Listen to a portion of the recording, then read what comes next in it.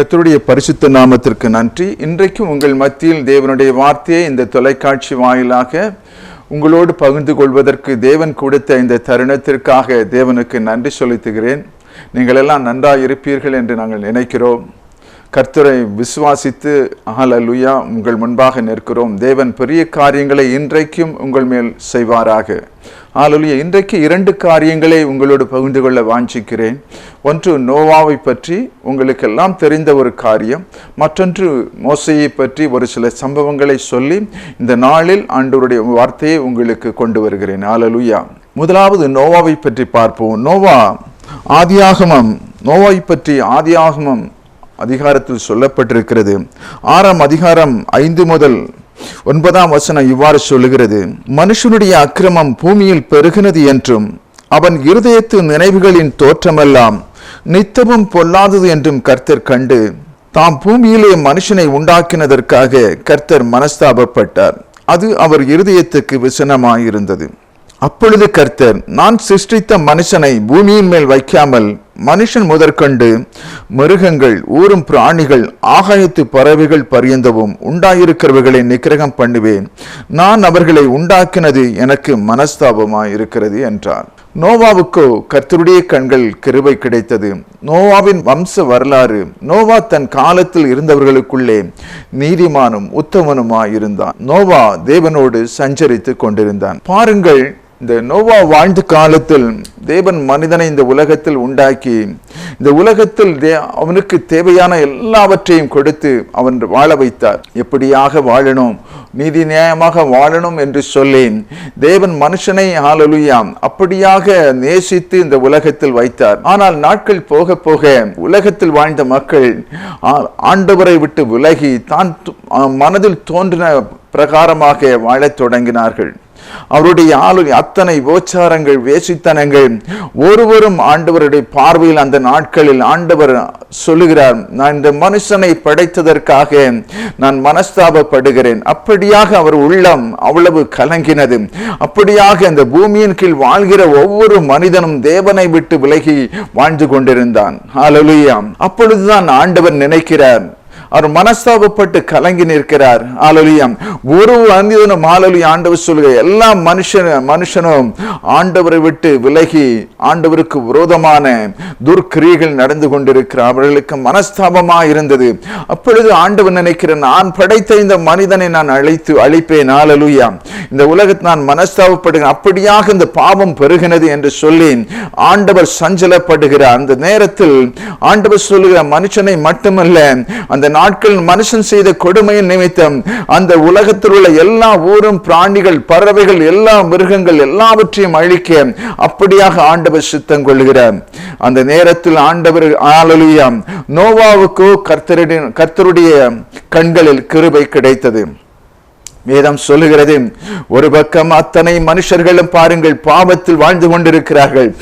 ஆனால் அந்த நாட்களில் ஒரே ஒரு மனிதன் நோவா ஹல்லேலூயா உத்தமனும் நீதிமானமாய் இருந்தான் என்று சொல்லப்படுகிறது.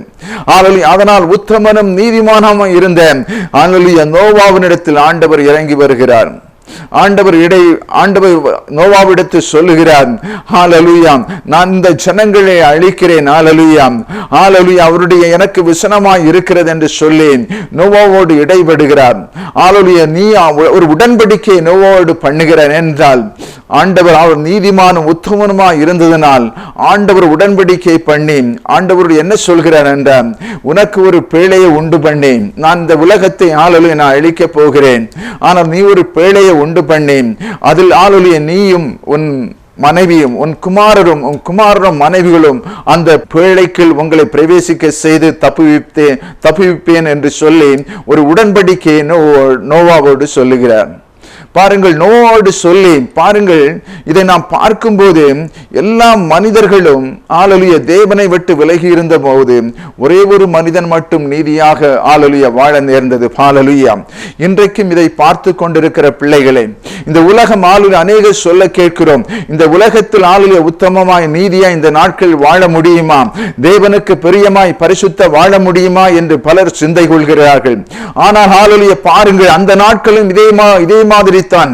உலகமால் புசிப்பும் குடித்தும் தேவனை மறந்து வாழ்ந்த நாட்களில் பாருங்கள், அந்த நாட்களில் வேதம் சொல்லுகிறது அத்தனை மனிதர்களும் நோவாவை தவிர அத்தனை குடும்பங்களும் அத்தனை மனுஷ வம்சங்களும் ஆண்டவரை விட்டு விலகி தேவனுடைய கட்டளைகளை மீறேன் பாவத்திலும் சாபத்திலும் தான் தோன்றி தனமாக வாழ்ந்து கொண்டிருந்தார்கள். ஆனால் ஒரே ஒரு நோவா மட்டும் நீதிமானாக வந்தான். அதை போலத்தான் உங்களுக்கு வேதம் சொல்லுகிறது. உலகம் எப்படிப்பட்ட பாவத்துக்குள்ளா இருந்தாலும் நாம் நினைத்தால் இந்த உலகத்தை ஜெயிக்க முடியும். இந்த உலகத்தை இயேசு கிறிஸ்து வாழ்ந்த நாட்களிலும் இப்பேற்பட்ட சஞ்சலங்கள் உண்டு. அதை எல்லாவற்றையும் அவர் ஜெயித்தார். ஹல்லேலூயா. உங்களுக்கு ஒரு உதாரணம் சொல்லுகிறேன். ஹல்லேலூயா. அவர் 40 நாள் உபவாசம் முடித்து வந்தபோது பிசாசன் அவருக்கு முன்பாக வருகிறான். பிசாசானவன் என்ன சொல்கிறான்? இந்த உலகத்தினுடைய சகல மேன்மைகளும் உனக்கு தருகிறேன், நீ என்னை பணிந்து கொள்வாயாக என்று சொல்லி தேவனிடத்தில் இயேசு கிறிஸ்துவினிடத்தில் வருகிறான். ஹல்லேலூயா. ஆனால் இயேசு என்ன சொன்னார்? ஹல்லேலூயா. உன் தேவனாகிய கர்த்தரை மட்டும் நீ ஆராதிப்பாக, அப்பாலே போ சாத்தானே என்று சொல்லி ஆண்டவர் ஜெயம் எடுத்தார். அது ஹல்லேலூயா. அநேக தேவ மனிதர்கள் இந்த வேதாகமத்தில் தேவனுடைய கட்டளையின்படி உலகம் பாவத்துக்குள்ளும் கொடிய நிலைகளில் இருந்த போது பரிசுத்தமாய் தங்களை தேவனுடைய கட்டளையின்படியாக வாழ்ந்து அநேக ஆசீர்வாதங்களை பெற்று வாழ்ந்தார்கள். பல நெருக்கங்கள் மத்தியில் எத்தனையோ பெரிய நெருக்கங்கள். தானியேலை பாருங்கள். ஒரு சிலையை வணங்க வேண்டும் என்று சொல்லி சொன்ன போது கூட இல்லை, தேவனை விட்டு நான் வேறு யாரையும் வணங்க மாட்டேன் என்று சொல்லி அவருக்காக தரித்து நின்றான். ஹல்லேலூயா. அதை போல இதை பார்த்து கொண்டிருக்கிற பிள்ளைகளே, நீங்கள் உத்தமனும் நீதிமானாக இந்த நாட்களிலும் வாழ முடியும். தேவனுடைய கட்டளைகளை நோவா எப்படி வாழ்ந்தானோ, எத்தனை நெருக்கங்கள் வந்தாலும் தேவ சமூகத்தில் நிற்கும் போது நமக்கு கொடுக்கப்பட்டிருக்க ஒரே வாழ்க்கையில் நோவாவை போல வாழ நாம் மனதில் நினைத்தால் தீர்மானங்கள் நிறைவேற்றினான், தியாகங்கள் செய்தால் இதை பார்த்து கொண்டிருக்கிற பிள்ளைகளே, நமக்கும் இந்த உலகத்தை ஜெயிப்பதற்கு தேவனுடைய பலன் நமக்கு கிடைக்கும். தேவனுடைய கிருபைகள் நமக்கு கொடுக்கிறார். உலகத்தில் உங்களுக்கு உபத்திரவம் உண்டு, பாடுகள் உண்டு, கஷ்டங்கள் உண்டு, நெருக்கங்கள் உண்டு. உலகத்தை ஜெயிப்பதற்கு பாடுகள் உண்டு மகளே. ஆனால் உலகத்தை ஆண்டவர் ஜெயித்தார். இயேசு கிறிஸ்து இந்த உலகத்தில் வாழ்ந்து ஜெயத்தை கொடுத்தார். அதை போலதான் நோவாவும் வாழ்ந்து கொண்டிருந்தான். சகல மனுஷரும் அநேக பாவங்களுக்குள்ளும் அநீதிக்குள்ளும் வாழ்ந்த போது நோவா மட்டும் நீதிமானாய் நிற்க முடிந்தது என்றால் உங்களுக்கு நமக்கும் எனக்கும் ஆண்டவரே இந்த உலகத்தை ஜெயிப்பதற்கு நீதியாய் வாழ்வதற்கு ஆண்டவர் பலத்தை தர ஆவலாய் இருக்கிறார். அந்த நோவாவிடத்திற்கான ஆண்டவர் இறங்கி வருகிறார். நோவாவே நான் அந்த உலகத்தை அழிப்பேன் என்று சொன்ன போது ஆண்டவர் நோவாவிடத்தில் உடன்படிக்கை பண்ணுகிறான். பல திட்டங்களை கொடுக்கிறான். நோவாவோடு சொல்லுகிறார், நீ ஒரு கொப்பேர் மரத்திலான ஒரு பேழையை உண்டு பண்ணு, அதற்கு இத்தனை முழம் நீளம், இத்தனை அகலம், இத்தனை அடுக்குகள் இருக்க வேண்டும் என்று சொல்லி கட்டளை கொடுக்கிறார். பாருங்கள் ஆண்டவர் அந்த நாட்களில் நோவாவுக்கு அதை பற்றி பேழையை பற்றி உள்ள அதை செய்வதற்குரிய ஞானம் இல்லை. அதற்குரிய அத்தனை பெரிய வேலையை ஆண்டவர் கொடுக்கிறார். அதோடு சேர்ந்து என்னவென்றால் ஜீவராசிகளை அதற்குள்ளாக பிரவேசிக்க செய்ய வேண்டும். ஒவ்வொரு மிருகங்களும் அடுத்த சந்ததி உருவாவதற்கு தேவையான அத்தனை மிருகங்கள், பறவைகள் எல்லாவற்றையும் சேர்த்துக் கொள்ள வேண்டும். ஒரு பெரிய பேழையை உண்டு பண்ண வேண்டும். அதற்கு ஒரு பெரிய வேலை, அந்த வேலையை ஆண்டவர் நோவாவிடத்தில் கொடுக்கிறார். அந்த இடத்தில் ஆண்டவரே அதை பார்க்கும் போது நோவாவுக்கு ஆண்டவர் சொன்ன போது அதை மறுத்திருக்கலாம். இந்த நாட்களில் மழையே வராத ஒரு நாட்கள் என்று சொல்லப்படுகிறது. இப்படி ஒரு ஜலப்பிரளயம் உண்டாகுமா என்று ஒரு கேள்விக்கிறேன். ஆனால் நோவாவை பார்க்கும் போது அந்த 6ஆம் அதிகாரத்தை அந்த வசனங்களை படிக்கும் போது நோவா ஒன்றுமே எதிர் பேசவில்லை. தேவன் என்ன சொன்னாரோ, எப்படி செய்யாரோ, அப்படிப்பட்ட பெரிய வேலையை கொடுத்தாரோ அதை ஒன்றும் மறுமொழி சொல்லாமல் தேவன் கொடுத்த கட்டளையின்படியாக நோவா அதை எல்லாவற்றையும் அப்படியே செய்து முடித்தான் என்று வேதம் சொல்லுகிறது. பாருங்கள், ஆண்டவர் 6ஆம் அதிகாரம் 13ஆம் வசனத்தில் சொல்லு, அப்பொழுது தேவன் நோவாவை நோக்கி, மாம்சமான யாவரின் முடிவும் எனக்கு முன்பாக வந்தது, அவர்களால் பூமி கொடுமையினால் நிறைந்தது, நான் அவர்களை பூமியோடு கூட அழித்து போடுவேன் என்று சொல்லுகிறார். ஆதியாகமம் 6:22 ஆண்டவர் அப்படியாக சொல்லுகிறார். நோவா அப்படியே செய்தான். தேவன் தனக்கு கட்டளை இட்டபடியெல்லாம் அவர் செய்து முடித்தான் என்று வேதம் சொல்லுகிறது. பாருங்கள், 6:22 சொல்லுகிறது, தேவன் ஆண்டவரே எப்படி நோவாவைக்கு ஆண்டவர் கட்டளை கொடுத்தாரோ அந்த பேழையை உண்டு பண்ணக்கூடிய ஒரு பெரிய வேலை அதை அத்தனையும் அப்படியே செய்து முடித்தான் என்று வேதம் சொல்லுகிறது. அதே உடனே பாருங்கள், அது செய்து முடித்த உடனே தேவனுடைய கட்டளைகளை செய்து நிறைவேற்றின உடனே பாருங்கள், 7ஆம் அதிகாரம் 1ஆம் வசனத்தில் பார்க்கிறோம், கர்த்தர் நோவாவை நோக்கி, நீயும் உன் வீட்டார் அனைவரும் பேழைக்குள் பிரவேசியுங்கள், இந்த சந்ததியில் உன்னை எனக்கு முன்பாக நீதிமானாக கண்டேன் என்று திரும்பவும் சொல்லுகிறார். அதை பேழையை கட்டுவதற்கு முன்பாக நாம் பார்க்கிறோம், அவன் உத்தமனும் நீதிமானமாக இருந்தான் என்று பார்க்கிறோம். தேவனோடு சஞ்சரித்தான் என்று சொல்லுகிறோம். உடனே செய்து தேவன் கொடுத்த அந்த பெரிய வேலையை செய்து முடித்த உடனே, தேவன் கொடுத்த கட்டளைகளை செய்து முடித்த உடனே தேவன் இறங்கி வருகிறார்.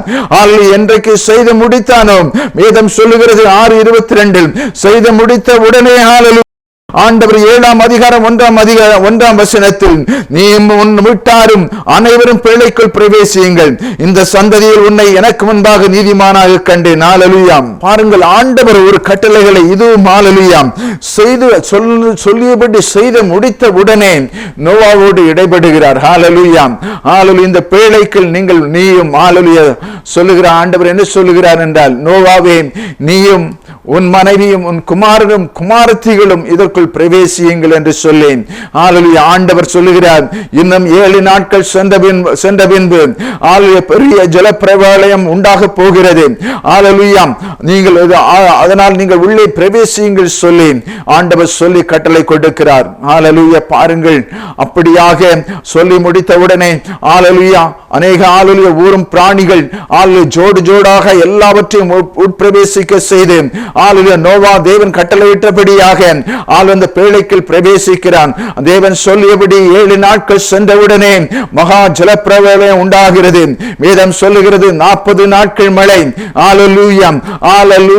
அத்தனை எங்கும் ஜலப்பிரளயம் உண்டாகிறது. மேகங்கள் இருந்து அத்தனை தண்ணீர்கள் ஆனால் பூமியில் உள்ள மதகுகள் எல்லாம் திறக்கப்பட்டது என்று சொல்லி இதுவரை கண்டிராத அத்தனை ஜலப்பிரளயம் உண்டானது. உயர்ந்த மலைகளின் மேல் 15 அடி வாலியம் அளவுக்கு உயரமாக அவ்வளவு ஜலப்பிரளயம் உண்டானது. அப்படியாக சொல்லப்பட்டிருக்கிறது. பூமியில் உள்ள எல்லா ஜீவ ஜந்துக்களும் அதன் மூலம் அழிந்து போயிற்று. ஆனால் நோவாவுடைய குடும்பமும் தப்புவிக்கப்பட்டது. ஹல்லேலூயா.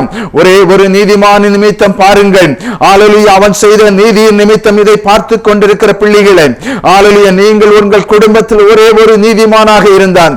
நீங்கள் மட்டுமல்ல, இதன் மூலம் நாம் அறிந்து கொள்வது, ஒரு நீதிமான் நிமித்தம் நோவாவை மட்டும் தப்பித்துக் கொள்ள ஆண்டவர் விடவில்லை. அந்த நோவாவின் ஒரு நீதிமான் நிமித்தம் தன்னுடைய மனைவி, தன்னுடைய குமாரன், மனைவிகள், குடும்பத்தார் அனைவரும் தப்புவிக்கப்பட்டார்கள். ஒரு நீதிமான் நிமித்தம், தேவனுடைய கட்டளையின்படி செய்த நிமித்தம் நீதியாய் உலகம் முழுதும் பாவத்தில் வாழ்ந்து கொண்டிருந்த நேரத்தில் ஒரே ஒரு நீதிமான் நிமித்தம் அடுத்த பெரிய ஒரு ஆசீர்வாதத்தை, அடுத்த சந்ததியை இந்த உலகத்தில் கொண்டு வருவதற்கு ஆண்டவர் நோவாவை தெரிந்து கொண்டார். நோவாவை மட்டும் தப்பிவிக்கவில்லை, அந்த நோவாவின் நிமித்தம் தன்னுடைய குடும்பத்தார் அனைவரும் தப்பிவிக்கப்பட்டார்கள். வேதத்தை பார்க்கும்போது அவர்கள் குடும்பத்தார் நீதியாக வாழ்ந்தார்களா என்று சொல்லப்படவில்லை. ஆனால் நோவா மட்டும் நீதிமானாய் வாழ்ந்து கொண்டிருந்தான். அவன் தேவனோடு சஞ்சரித்துக் கொண்டிருந்தான் என்று வேதம் சொல்லுகிறது. பாருங்க, அந்த ஒரே ஒரு நீதிமான் நிமித்தம் தன் முழு குடும்பத்தையும் தப்புவிக்க ஏதுவாயிருந்தது. அது மட்டுமல்ல, அடுத்த இந்த உலகத்தில் ஒரு சந்ததி உருவாவதற்கு, ஒரு உலகம் உண்டாவதற்கு, உலகத்தில் ஜீவராசிகள் உண்டாவதற்கு நோவாவின் மூலம் ஆண்டவர் கிருபையை உண்டாக்கினார். பாருங்கள், அதை போல தான் இந்த உலகத்தில் எப்படி வாழ முடியும்? நோவா வாழ்ந்து கொண்டிருந்த அதே 4 நாட்களில் நடந்தது போல இப்போது நாம் வாழ்ந்து கொண்டிருக்கிறோம். இதை பார்த்து கொண்டிருக்கிற பிள்ளைகளே, நமக்கு ஆண்டவர் கட்டளை கொடுத்திருக்கிறார், வேத பிரமாணங்கள் கொடுத்திருக்கிறார். அதன்படியாக நீதியாக செயல்படும் போது ஆண்டவர் இறங்கி வருவார். உங்களோடு நோவாவோடு சஞ்சரித்தது போல நம்மோடு சஞ்சரிப்பார். ஆவியினாலே ஆண்டவர் நாம் நடத்தப்படுவோம். அப்படியாக தேவ சமூகத்தில் நிற்கணும். ஹல்லேலூயா. அப்படியாக நாம் செய்யணும், வாழ்ந்து காட்டணும் இந்த உலகத்தில். அதைத்தான் ஆண்டவர் எதிர்பார்க்கிறார். ஹல்லேலூயா. ஹல்லேலூயா. முன்மாதிரியாக வாழணும். நம்மை பார்க்கிறவர்கள் ஆண்டவரை பார்க்கணும். இந்த நாட்கள் அப்படியாக செய்யணும். அதை ஆண்டவர் வாஞ்சிக்கிறார். நமக்கு ஒரே ஒரு வாழ்க்கை கொடுக்கப்பட்டிருக்கிறது. அது தேவனுக்கு உகந்த வாழ்க்கையாக மாற்றணும். அதன் மூலம் நம்ம குடும்பம் ஆசீர்வதிக்கப்படணும். நம்முடைய சந்ததிகள் தப்புவிக்கப்படணும். ஹல்லேலூயா. ஆசீர்வாதமாய் நாம் மாறணும். அதைத்தான் ஆண்டவர் எதிர்பார்க்கிறார். ஏதோ ஒரு வாழ்க்கை அல்ல, மனம் போன போக்கிற வாழ்க்கை அல்ல. நமக்கு ஒரு நியாய தீர்ப்பு நாட்கள் கொடுக்கப்பட்டிருக்கிறது. அதை மறந்துவிடக் கூடாது. ஹல்லேலூயா. நோவாவின் நாட்களை போலதான் இப்பொழுது இருக்கிறது. கடைசி நாட்களில் வந்து விட்டோம். ஹல்லேலூயா.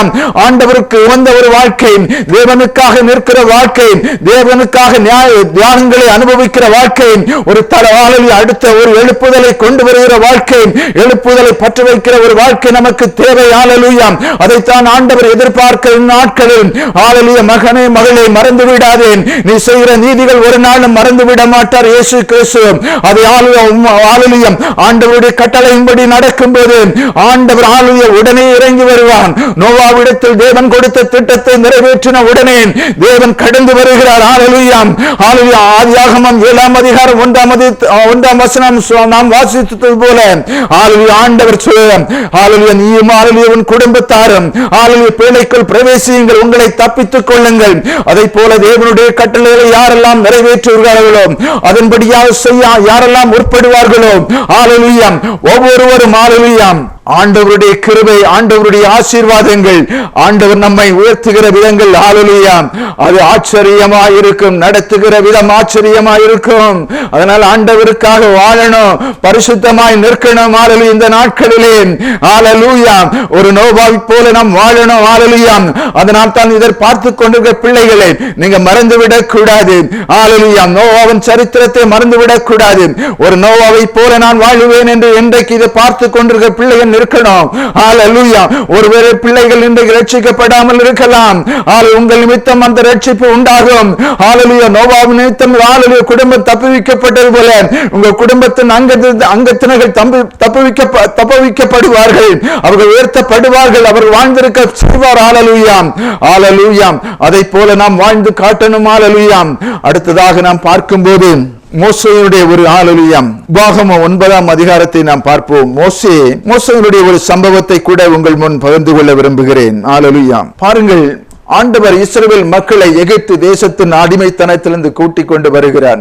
பல யுத்தங்களை நடத்தி ஹல்லேலூயா கானான் தேசத்துக்குள் பிரவேசிக்கும் முன்பதாக ஆண்டவர் பல கட்டளைகளை கொடுக்கிறார். நீர் அந்த தேசத்தில் பிரவேசிக்கும் போது ஹல்லேலூயா நீர் ஹல்லேலூயா எப்படி நடக்க வேண்டும், எப்படி பரிசுத்தமாய் இருக்க வேண்டும், உன்னை நடத்தி வந்த தேவனை ஒரு நாளும் மறக்காதபடி நீர் அந்த தேசத்துக்குள் பிரவேசிக்கும் போது ஹல்லேலூயா நல்ல வீடுகளை கட்டி ஹல்லேலூயா நீ ஆசீர்வாதமாய் வாழும்போது நீ ஒரு நாளும் உன்னை நடத்தி வந்த தேவனை மறக்க கூடாது என்று சொல்லி பல கட்டளைகளை கொடுத்து பகலில் மேக ஸ்தம்பத்தினாலும் இரவில் அக்கினி ஸ்தம்பத்தினால் நடத்தி தேவன் ஹல்லேலூயா அவர் பரலோகம் மன்னாவை ஹல்லேலூயா இறக்கி புசிக்க கொடுத்து தேவன் சர்வ வல்லவர், அவரால் எல்லாம் செய்ய முடியும் என்பதை செங்கடலை இரண்டாக பிளந்து காட்டி அத்தனை ஆச்சரியமான காரியங்களை காட்டி அந்த மக்களை ஹல்லேலூயா நடத்தி கொண்டே வருகிறார். அவர்கள் இப்போது கானான் தேசத்துக்குள் பிரவேசிக்க அதற்கு முன்பாக ஆண்டவர் இப்படியாக கட்டளைகளை கொடுக்கிறார். நீங்கள் நிச்சயமாக ஹல்லேலூயா அந்த தேசத்துக்குள் பிரவேசிப்பீர்கள். அந்த தேசத்தில் ஏனோக்கின் வம்சத்தாராகிய பெரிய ஜாதி இருக்கிறது. அவர்களை முறியடிக்க செய்து அந்த தேசத்தில் உங்களை குடியேற்றுவேன். ஹல்லேலூயா. ஏனோக்கின் வம்சத்தை யார் ஹல்லேலூயா முறியடிக்க கூடும் என்று சொல்லப்பட்ட வார்த்தைகள் நீங்கள் கேட்டிருப்பீர்கள். ஆனாலும் அந்த மக்களை உங்கள் கையில் ஒப்புக் கொடுத்து அவர்களை ஹல்லேலூயா அந்த இடத்திலிருந்து விரட்டி அந்த கானான் தேசத்தை உங்களுக்கு கொடுப்பேன். ஆனால் ஹல்லேலூயா ஹல்லேலூயா உன்னை நடத்தி வந்த தேவனை ஒரு நாளும் கோபமூட்டக் கூடாது. தேவனுக்கு விருப்பமில்லாத விக்கிரக கிரியைகள் இருக்கக்கூடாது, சொரூபங்களை வணங்கக்கூடாது என்று சொல்லி பல கட்டளைகளை கொடுத்து எச்சரிப்பை கொடுத்து ஹல்லேலூயா ஆண்டவர் அந்த நடத்தி கொண்டே வருகிறார். அதில் ஹல்லேலூயா பார்க்கும்போது 9ஆம் அதிகாரம் உபாகமம் 9ஆம் அதிகாரம் 9ஆம் வசனத்தை பார்க்கும்போது கர்த்தர் உங்களுடைய பண்ணின உடன்படிக்கை பலகைகளாகிய கற்பலகைகளை பெற்றுக்கொள்ளும்படி நான் மலையில் ஏறின போது 40 நாள் இரவும் பகலும் மலையில் தங்கி அப்பம் புசியாமலும் தண்ணீர் குடியாமலும் இருந்தேன். அப்பொழுது தேவனுடைய விரலினால் எழுதியிருந்த 2 கற்பலகைகளை கர்த்தர் என்னிடத்தில் ஒப்பு கொடுத்தார். சபை கூடியிருந்த நாளில் கர்த்தர் மலையிலே அக்கினியின் நடுவில் இருந்து உங்களோடு பேசின வார்த்தைகளின்படி அவைகள் எழுதியிருந்தது. பாருங்கள், ஆண்டவர் அந்த கானான் தேசத்தில் பிரவேசிக்கும் போது ஆண்டவர் என்ன செய்கிறார் என்றால், தேவனுடைய கட்டளைகளை அந்த ஆண்டவர் கொடுக்க முற்படுகிறார். ஒரு நாளில் ஆண்டவர் மலையில் அக்கினியில் நடந்து தேவனுடைய கட்டளைகளை கொடுத்தார். இன்றைக்கு தேவனுடைய விரலினால் எழுதின கற்பலைகளை ஆண்டவர் கொடுக்க வாஞ்சிக்கிறார். அதனால் மோசே ஹல்லேலூயா சீனாய் மலைக்கு போக வேண்டியதா இருந்தது. சீனாய் மலையில் போவதற்கு முன்பதாக அவன் என்ன செய்கிறான் என்றால், 40 நாட்கள் இரவும் பகலும் ஹல்லேலூயா புசியாமலும் குடியாமலும் இருந்து தன்னை பரிசுத்தம் படுத்திக் கொண்டு சீனாய் மலைக்கு கடந்து செல்கிறான். பாருங்கள், அந்த இடத்தில் ஹல்லேலூயா கடந்து சென்று ஹல்லேலூயா ஆண்டவர் வேதம் சொல்லுகிறது 40 நாட்கள் ஹல்லேலூயா ஆண்டவர் அந்த உபவாசத்தை மேற்கொண்டு முடித்த உடனே அங்கேயும் ஆண்டவர் வருகிறார். 2 கற்பலைகள் ஹல்லேலூயா தேவனுடைய விரல்களால் இருக்கிற கற்பலைகளை தேவனுடைய கட்டளைகளை ஹல்லேலூயா மோசேக்கு ஆண்டவர் கொடுக்கிறார், தேவன் கொடுக்கிறார். உடனே ஆண்டவர் என்ன சொல்கிறார் என்றால், பாருங்கள், உபாகமம் 12ஆம் வசனத்தில் இவ்வாறு சொல்லப்படுகிறது, கர்த்தர் என்னை நோக்கி, நீ எழுந்து சீக்கிரமாய் இவ்விடம் விட்டு இறங்கிப்போ, நீ எகிப்திலிருந்து அழைத்து கொண்டு வந்த உன் ஜனங்கள் தங்களை கெடுத்துக் கொண்டார்கள். நான் அவர்களுக்கு விதித்த வழியை அவர்கள் சீக்கிரமாய் விட்டு விலகி வார்ப்பிக்கப்பட்ட விக்கிரகத்தை தங்களுக்காக உண்டாக்கினார்கள் என்றார். பாருங்கள், மோசே 40 நாட்கள் புசியாமலும் குடியாமலும் தேவ சமூகத்தில் இருந்து அந்த கற்பலைகளை ஹல்லேலூயா பெற்றுக் கொள்கிறான். பாருங்கள், 40 நாட்கள் முடித்தவுடனே தேவன் இடைபடுகிறார். ஹல்லேலூயா தேவன் ஆண்டவர் ஹல்லேலூயா மோசேயை பார்த்து சொல்லுகிறார், அதை கொடுத்து விட்டு நீ சீக்கிரமா இந்த இடத்தை விட்டு கடந்து போ. அவர்கள் ஹல்லேலூயா ஏனென்றால் அவர்கள் என்னுடைய கட்டளைகளை அதி சீக்கிரமாய் மறந்து போனார்கள். பாருங்கள், 40 நாட்கள் தான் மோசே அந்த ஜனங்களை விட்டு நான் ஹல்லேலூயா சீனாய் மலைக்கு போய் தேவனுடைய ஹல்லேலூயா அந்த ஆளுடைய கட்டளைகளை பெற்றுக்கொண்டு வருகிறேன் என்று சீனாய் மலைக்கு கடந்து வந்து 40 நாட்கள் ஆளு புசியாமலும் குடியாமலும் உபவாசம் இருந்து பெற்றுக் கொள்கிறான்.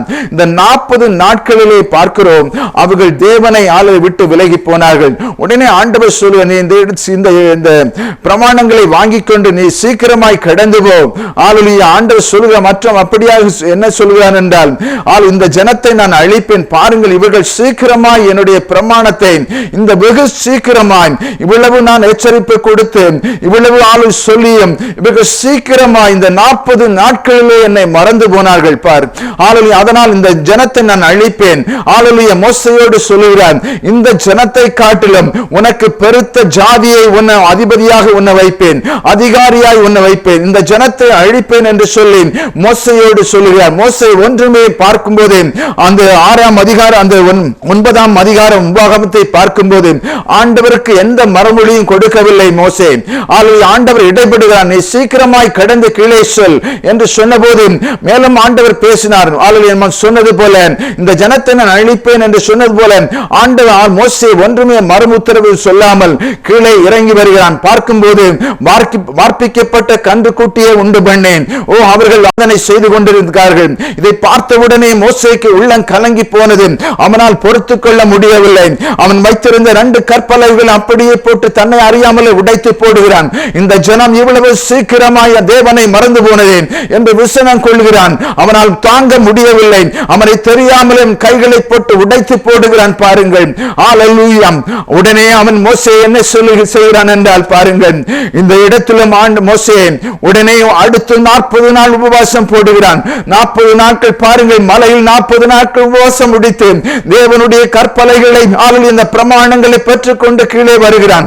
கீழே வந்த உடனே பார்த்தால் இப்படிப்பட்ட சம்பவங்கள் உடனே அவன் மோசேக்கு என்ன மனதில் இருந்தது என்றால், தேவன் இந்த ஜனத்தை அழிக்க போகிறார், இனி நாம் தாமதிக்க கூடாது, இனி உடனே தேவ சமூகத்தில் போகிறான்.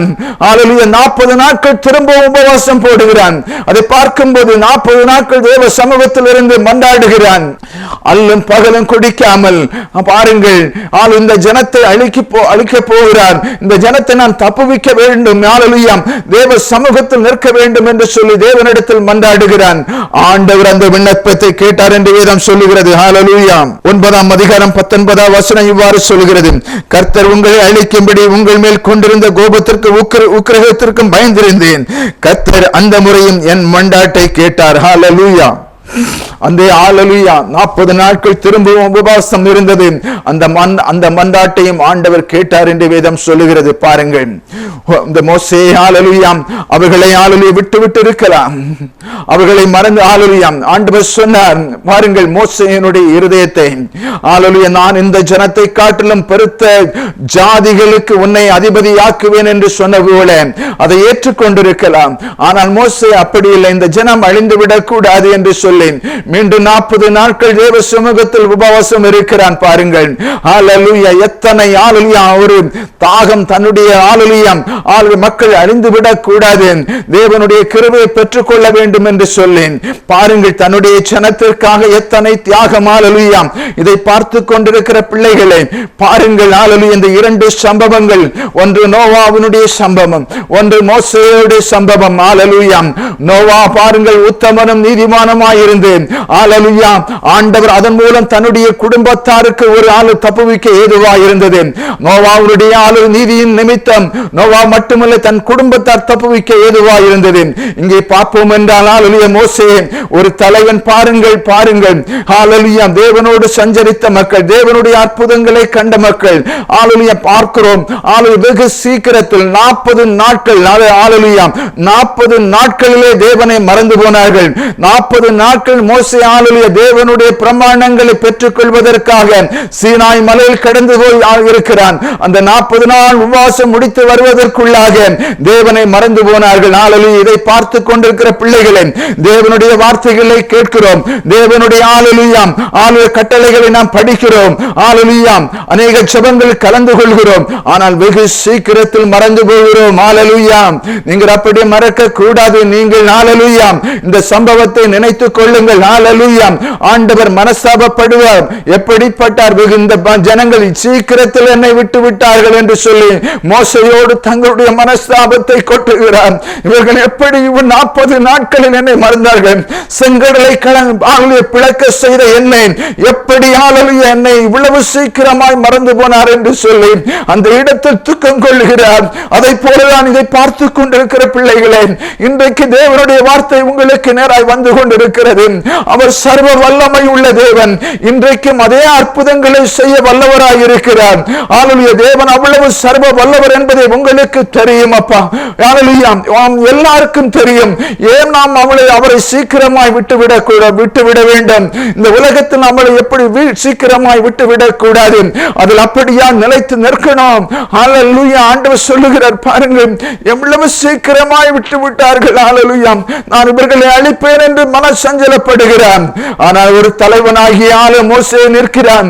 மோசே அவர்களுக்காக திரும்பவும் 40 நாள் உபவாசம் எடுக்கிறான்.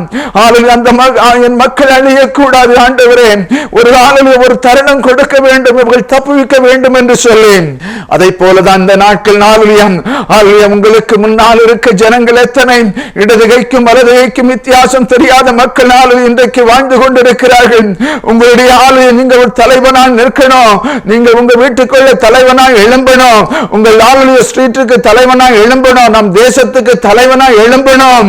நீங்கள் எப்படிப்பட்டவர்களாக இருந்தாலும் தேவ சமூகத்தில் திறப்பிலே நிற்கவர்களாக அழிந்து போகிற ஆத்துமாக்களுக்காக நிற்கணும். இந்த ஜனங்களை தப்புவிக்கணும், இவங்க எல்லாம் ரட்சிக்கப்படணும். அதுதான் ஆண்டவருடைய வாஞ்சை. ஹalleluya அதை எதிர்பார்க்கிறார். ஹalleluya மோசேயை போல நம்மளை பார்க்கிறார். அதை மோசேயை போலுள்ள ஜனங்களை தேடி தெரிகிறார். இன்றைக்கு தேவை, நாம் கடைசி நாட்களில் வந்திருக்கிறோம். ஹalleluya தேவனை தெரியாதவர்கள் ரட்சிக்கப்படாதவர்கள் ரட்சிக்கப்படணும். அதற்கு மோசேக்கள் தேவைப்படுகிறார்கள். தேவனை நோக்கி விண்ணப்பம் பண்ணுவர்கள் தேவை. நாம் பாருங்கள் எத்தனை மோசேயோடு ஒரு தலைவன் ஹalleluya ஆண்டவர் சொன்னார், ஹalleluya இந்த ஜனங்கள் அழியட்டும், நீ இவர்களை விட்டுவிடு, நான் உன்னை பெரிய ஜாதியாக்குவேன், பெரிய அதிபதியாக்குவேன், இவர்களை விட பெருத்த ஜாதியை உனக்கு கொடுப்பேன் என்று சொன்னபோது அதையெல்லாம் ஏற்றுக்கொள்ளவில்லை. ஆனால் மோசே இந்த ஜனங்களை நான் தப்புவிக்க தப்புவிக்க வேண்டும், என் கண் முன்னால் இருக்கிற ஜனங்களை தப்புவிக்க வேண்டும் என்று சொல்லி இவர்கள் கானான் தேசத்துக்கு பிரவேசிக்க செய்யணும் என்கிற வாஞ்சை. அதை போலதான் நமக்கு ஆண்டவர் எதிர்பார்க்கிறார். பரலோக ராஜ்யத்தில் பிரவேசிக்க பண்ணக்கூடிய வாஞ்சை நமக்கு வேணும். நமக்கு முன்னால் இருக்க சந்ததி, நம்முடைய குடும்பத்தார். அதற்காக மோசேக்கு போன்ற இருதயம் நமக்கு வேணும். நாம் எழும்பணும். ஆண்டவர் அதற்குரிய பலத்தை தருகிறார். அதை பார்த்து கொண்டிருக்கிறார். அப்பேற்பட்டவர்கள் நமக்கு தேவை. வாலிபர்களை ரட்சிப்புக்குள்ளாக வழி நடத்தணும். அடுத்த தலைமுறையை பரிசுத்த சந்ததியா உருவாக்கணும். அதை ஆண்டவர் எதிர்பார்க்கிறதை பார்த்து கொண்டிருக்கிற பிள்ளைகளை ஒரு நாளும் தேவன் விசனப்படும்படியாக, சஞ்சலப்படும்படியாக நம்முடைய வாழ்க்கை அமைந்துவிடக் கூடாது. தேவன் சஞ்சலப்பட்டது போல 40 நாட்கள் இதை பார்த்து கொண்டிருக்கிற பிள்ளைகளை நீங்கள் தேவனை சஞ்சலப்படுத்த கூடாது. இதை கேட்டும் நீங்கள் உணராமல் தேவனை மறுதலிக்க கூடாது. தேவ சமூகத்தில் நிற்கணும். ஆதாயம் பண்ணுவர்களாக, தேவனுடைய ஆசீர்வாதங்களை பெற்றுக் கொள்ளுவர்களாக, தேவனுக்காக தேவ சமூகத்தில் நின்று அடுத்த தலைமுறைகளை உருவாக வேண்டும். அதைத்தான் ஆண்டவர் எதிர்பார்க்கிறார். அப்படியாக நாம் வாழ வேண்டும். அப்படியாக நாம் உருவாக வேண்டும். தேவ சமூகத்தில் நின்று சேர்த்து எடுத்துக் கொள்ள வேண்டும். அதற்குரிய சத்துவத்தையும் பலனையும் ஆண்டவர் தருவார். இதை பார்த்து கொண்டிருக்கிற பிள்ளைகளே, தேவனாலுயம் இன்றைக்கு முதல் ஒரு வார்த்தை, இன்றைக்கு முதல் ஒரு தீர்மானம் எடுத்துக் கொள்ளுங்கள். நான் தேவனை விசனப்படுத்த மாட்டேன். சீக்கிரத்தில் தேவனை விட்டுவிட மாட்டேன். ஆண்டவர் மோசே தேவன் அந்த இஸ்ரவேல் மக்களை பார்த்து விசனப்பட்டது போல, அவர் சஞ்சலப்பட்டது போல, துக்கம் பட்டது போல என்னுடைய வாழ்க்கை அமைந்து விடக் கூடாது. அதை போல நாம் பரிசுத்தப்படுத்திக் கொள்வோம். தேவனுக்காக நிற்போம். இந்த உலகத்திலும் வாழ முடியும். நோவா எப்படி வாழ்ந்தான், உலகம் அப்படி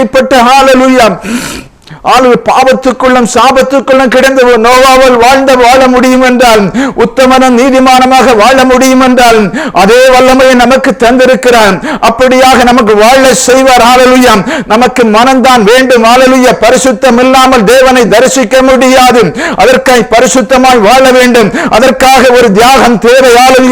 நோவா எப்படி அந்த நாட்கள் தியாகமாக நின்றானோ, அவர் தன்னை நெருக்குகிற பாவ சோதனைகளை விலக்கி உத்தமனும் சன்மார்க்கமான அதை போல நானும் வாழ்வேன் என்று இன்றைக்கு இதை பார்த்துக் கொண்டிருக்கிற பிள்ளைகளே, நீங்கள் அப்படியாக ஒரு தீர்மானத்தை எடுத்து உங்கள் வாழ்க்கை பயணத்தை தொடருங்கள். ஆண்டவர் நமக்கு உதவி செய்வார். உலகம் எப்படிப்பட்டதாயிருந்தாலும் தேவனுக்காக வாழ்கிற வாழ்க்கை, தியாகமாக நிற்கிற வாழ்க்கை ஆண்டவரால் ஆசீர்வாதமாய் முடியும். அநேகரை பரலோக ராஜ்யத்துக்கு கொண்டு போக சொல்லுகிறதாய் முடியும். உங்களுடைய வாழ்க்கைகளும் உங்களுடைய தலைமுறைகளும் தப்புவிக்கப்படுவார்கள்.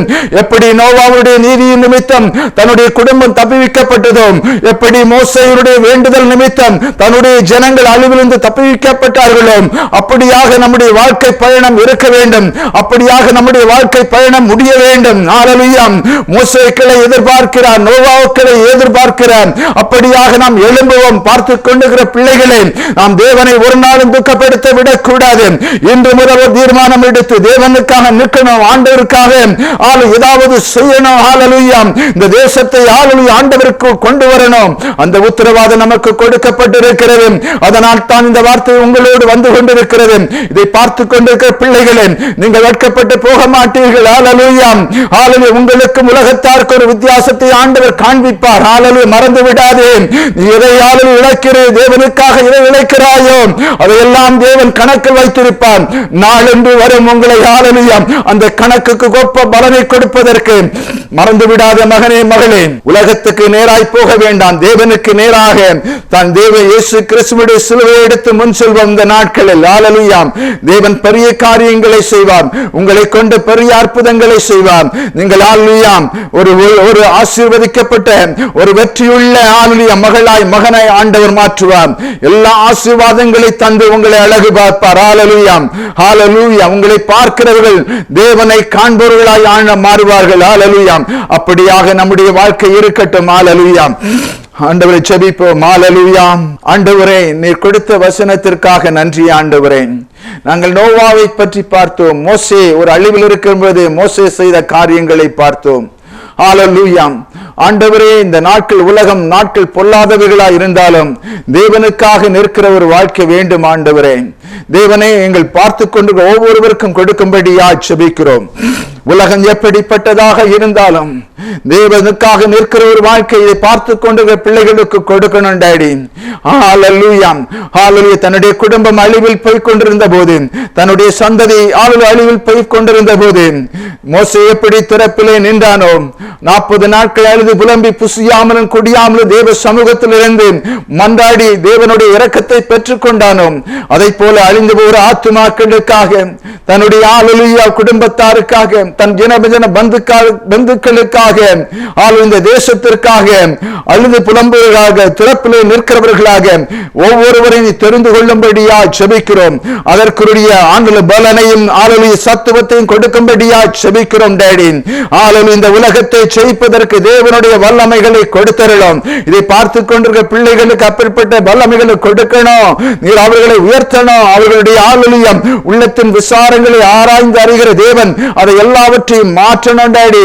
நீர் கிருபை செய்யணும். அந்த நாட்கள் பிள்ளைகள் ஆளுலியம் இதை பார்த்துக்கொண்டு ஒரு பிள்ளைகளும் ஆளுலிய பரலோக ராஜ்யத்தை இழந்துவிடக் கூடாது. இந்த உலகத்தின் ஆசீர்வாதங்களை இழந்துவிடக் கூடாது. நீர் வைத்திருக்கிற ஆசீர்வாதங்களை இழந்துவிடக் கூடாது. இவர்களுக்கு நீ கொடுக்கணும், நீர் செய்யணும் டாடி. எல்லா வியாதி விக்கிரங்களை மாற்றணும் டாடி. நீ அப்படியா செய்வதற்காக நன்றி. ஹல்லேலூயா. உம்மை நோக்கி பார்க்கிற முகங்கள் ஒருபோதும் வெட்கப்படுவதில்லை டாடி. ஹல்லேலூயா. அதே போல இந்த பிள்ளைகளை அப்படியாக நீ செய்ய, உள்ளத்தின் வேண்டுதல்கள், குடும்பத்தின் பாரங்கள் எல்லாவற்றையும் நீக்கி ஒரு தெய்வீக சமாதானத்தை கொடுத்து நோவாவை போல, மோசேயை போல பிள்ளைகளை வாழ்ந்திருக்க செய்யும்படியாக செபிக்கிறோம். எங்கள் ஒவ்வொருவரையும் அப்படியாக மாற்றும். இந்த நாட்களில் தேவனுக்காக நின்று சாதிக்கிறவர்களாக, எழுப்புதலை கொண்டவர்களாக நாங்கள் முன் செல்ல ஆண்டவர் எங்கள் ஒவ்வொருவருக்கு உதவி செய்யும்படியாக வேண்டி நிற்கிறோம். அப்பனே, உம்முடைய சமூகத்தில் தாழ்த்தி ஒப்புக் கொடுக்கிறோம். இயேசுவின் நாமத்தில் செபிக்கிறோம் நல்ல பிதாவே. ஆமென். God bless you all.